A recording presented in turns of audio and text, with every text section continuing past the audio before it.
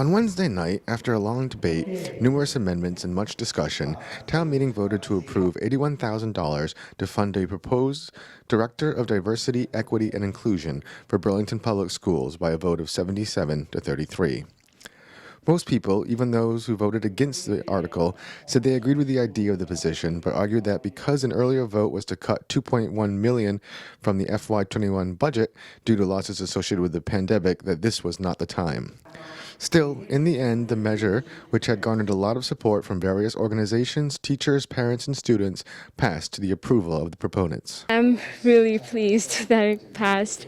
I was really debating that the town meeting members would not pass this. That's why I was like, I have to speak up. This is the only chance I have to represent all students.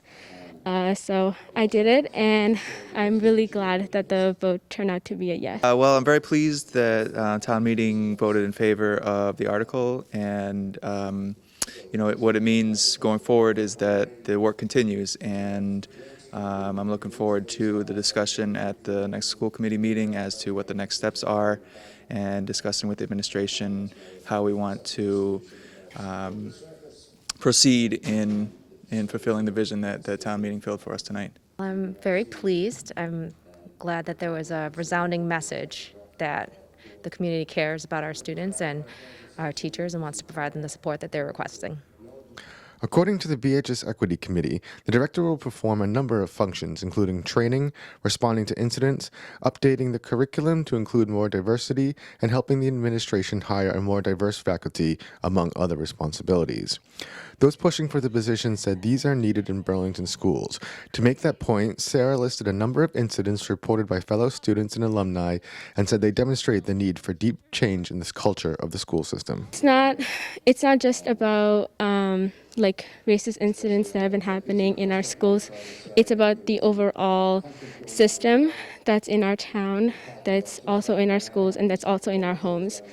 It is really important that we have a person like this who can lead us onto this journey of anti-racism. First, I'd really like to provide some relief to the students and making sure that they feel that they have someone they can go to, someone who will hold the administration accountable to make sure that these things are implemented.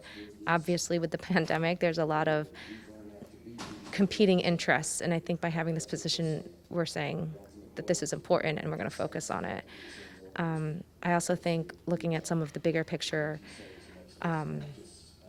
responses to national incidents, that will be great to have a unified voice from our schools to the community. Finally, Mr. Foss said the vote reflects the town as a whole. It was clear that the town holds certain values, and town meeting voted tonight to uphold those values and continue to try to protect students as best we can. From the Burlington High School Auditorium, I'm B News Director Rich Hosford.